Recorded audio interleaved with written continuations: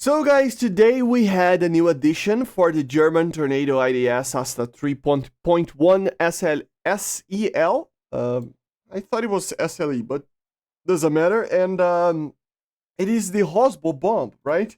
Which is basically a glide bomb that it's guided by IR. So today we're gonna actually try to test it out a little bit. Unfortunately, for now, it is only on these two pylons over here, in the TV pylon over here, and one of the pylons that you use with the brimstone. So if you're gonna use the missile and stuff and use other things, you would need to only use one of them. And even then, you're gonna have to remove the brimstones, right? So it's kind of sad. Hopefully, this thing can carry on the wingtips over here. It would be way better than the laser JDAMs over here. Together with the brimstones, it would be a pretty good option. Or hopefully they add as multiple additions. Like imagine that you can carry like, I don't know, like 1, 2, 3, 4, 5, maybe 6 of these bombs. That would be good as well. So let's test it out to see what it actually is capable of. So the first thing is that this is a 1,000-pound bomb. Okay, so it's pretty massive, 272 kilograms of TNT equivalent, which is pretty great. It has a 94 millimeters of max armor penetration. So overall, guys, it is a pretty large bomb that will destroy everything that it touches. 145 meters of the radius of fragment. So it's a very, very big bomb. Okay, very good. It is IR guided, so TV with infrared, right? It's basically TV guided, but you know, via infrared. It has an inertial navigation system and a GPS system. Okay, that means you can fire them at any range and it will reacquire the lock afterwards, right? Or acquire the lock, right? It can be dropped at a maximum speed of Mach 1 and it has 700 seconds of missile guidance time. That means, guys, that this thing has more than 10 minutes of flight time, okay? So you can get any place with this bomb and you will get there if it has the energy. So let's test the bomb, try to see how it works, and try to see the max range of this thing because it's kind of insane. So here you have it. This is how it is when it is actually, you know, basically hidden. And it has the wings on the bottom part. Of course, when it drops, it rolls just like a normal glide bomb, and then it opens the wings, okay? Unfortunately, like I said, only 2 of them are able to be used. So how it works is pretty much just like a normal TV guided bomb. So you just aim to the target, you wait for the cross a little bit here, and you drop the bomb, right? Once you drop, it rolls, it opens its wings, and it will guide itself to the target via, you know, infrared. If it loses the target, it still has GPS guidance for the last time, like the last place that it saw the target. So it can be a very deadly weapon, even if you have smoke, because even with the smoke, the target, if it's not moving, it will get killed. So very, very similar to the spice bombs from the Israelis, which are pretty amazing already, right? It is kind of funny that this is a 1,000 pound because it looks smaller than it should for a 1,000 pound, but it is just basically that you're kind of expecting to be as large as, for example, like a spice bomb, but it isn't, right? One thing that I had to say, I don't have a pod, and the pod is here, so it's kind of a bug happening right now. But the normal camera would be this one, okay? And you do have IR guidance, as you see. You're gonna do the lock over here, and you drop the bomb, and it goes to the target. As you see, very good maneuverability. Very good splash damage as well. Like I said before, I mean, this thing has a pretty amazing, you know, damage that it can actually do, right? Here we go. So let's test out some of the performance of this bomb, how much range we can do, the maneuverability, and some other things. Remember, guys, since it is a TV-guided bomb, but it does have inertial navigation and GPS navigation, you can use this to actually guide itself. So let's try to do something crazy over here. We're gonna try to aim for this target over here, not looking for him. You know, we're gonna just wait for the reload there, and we're gonna drop the bomb to try to see if we can actually make it go there while it's turning, right? So let's see. See if it drops. Block waiting. So yeah, I don't think we can do it. which is sad. Maybe I need to be looking to the target. So, yeah, which is okay, actually, right? But at the same time, let's try to see then, if I cannot do that, let's try to see the actual range of this thing to get a lock. We are here at 24 kilometers, which would be already a pretty good range to drop a bomb like this. And let's see if we can actually... I mean, I'm using the thing here, but I would use the normal camera. Let's see if we can actually get a lock there. So yeah, see, 24 kilometers, and it doesn't have a lock onto the target. Let's keep trying to see what is the range of this. So it's locking onto the ground, but not locking on the target itself. So if the target was moving, you would not be able to get a proper lock. So this is kind of a diagonal kind of aspect over here. So it will be in between. It can be higher or lower than what we're gonna see. This is not that good, actually. I mean, it's pretty normal, to be honest, but... yeah, see, I mean, it's not locking the target itself. Yeah, there we go. 12 kilometers. Well, this is actually pretty good. This is not bad, guys. 12 kilometers is not bad. I was expecting way less.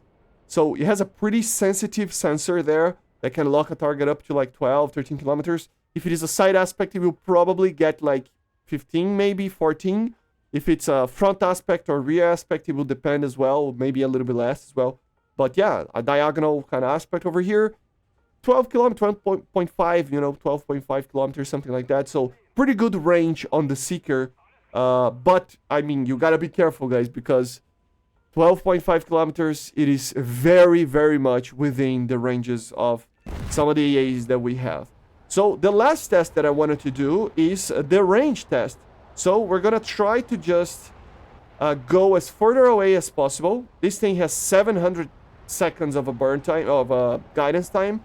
And we're gonna try to hit this target over here. So a singular target from a very far distance. Let's see together, maybe, if I cannot do that, you know, right now. But let's see how it is the FOV of the bomb as well, to see if it acquires the lock on the target without having like the direct, you know, position of the target, right? So we're gonna climb as much as we can here, up to like 10,000 meters. I mean, it's not that good to climb so much in a real battle because you're gonna get killed by bugs, but you get the point, right? I mean, you're not gonna have 70 kilometers of, you know, range with a weapon or away from the bug, you know, so in the map. So yeah, you're gonna be careful. So let's get very far away, very high up, to see if we can actually get that target over there from a very far distance. So just for you to know, guys, this would be a range where the bug still might hit you.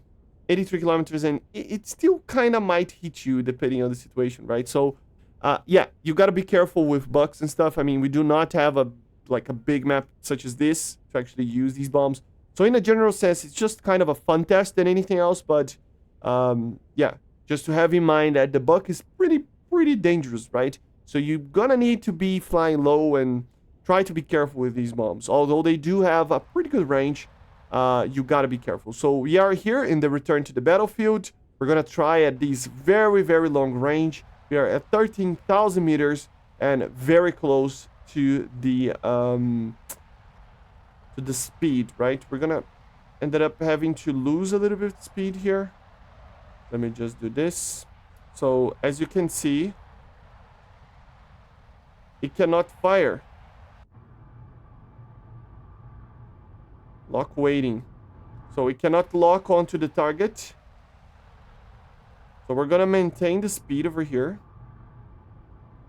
Lock waiting. So you can see that although yes, you will have the energy, the bomb itself, although it's GPS guided, you cannot fire unless you have an actual like lock onto the ground, which is a little bit sad.